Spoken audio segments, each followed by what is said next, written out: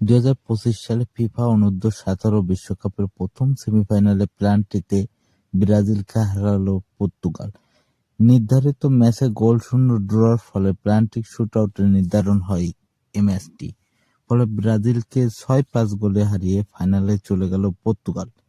এদিন দুই দলই দুর্দান্ত শুরু করেছিল, কিন্তু দিন শেষে পর্তুগালের জয় হয়েছে। মাঠে খেলায় দুই দলই সমান চেষ্টা করেছে, কিন্তু কোনো দলই গোলের দেখা পায়নি নির্ধারিত সময়ের মধ্যে। জয়ের সুযোগ পেয়েছিল দুই দলই, কিন্তু ব্রাজিল এবং পর্তুগাল দুই দলই ব্যর্থ হয়েছে গোল করতে, যার ফলশ্রুতিতে নির্ধারিত 90 মিনিটে গোলশূন্য ড্র হয়েছিল এই ম্যাচটি। একই সাথে জয়ের সুযোগ পেয়েছিল ব্রাজিলও, ফলে জেতার ম্যাচটি সহজেই হাতছাড়া করে ব্রাজিলিয়ানরা। ম্যাচে 56% বল পজিশন রেখেছিল পর্তুগাল এবং 43% বল পজিশন ছিল ব্রাজিলের পায়ে।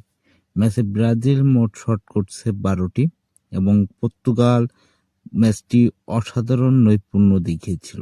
এবং এই ম্যাচে পর্তুগাল 4-1-4-1 ফরমেশন এবং ব্রাজিল 4-2-3-1 ফরমেশনে টিম সাজিয়েছিল, যার ফলশ্রুতিতে নির্ধারিত ম্যাচে কোনো গোলের সম্ভাবনা হয় নাই, বরং দুই দলই ডু অর ডাই ভাবে খেলেছে। কিন্তু মাঠের খেলা এবং মধ্যমাঠে দুই দলই আধিপত্য দেখালেও গোলের খেলায় ফুটবলে কোনো দলই গোল পায়নি এবং নির্ধারিত সময়ের পরে পেনাল্টি শুটআউটে ব্রাজিলকে হারিয়ে ফাইনালে চলে গেল পর্তুগাল।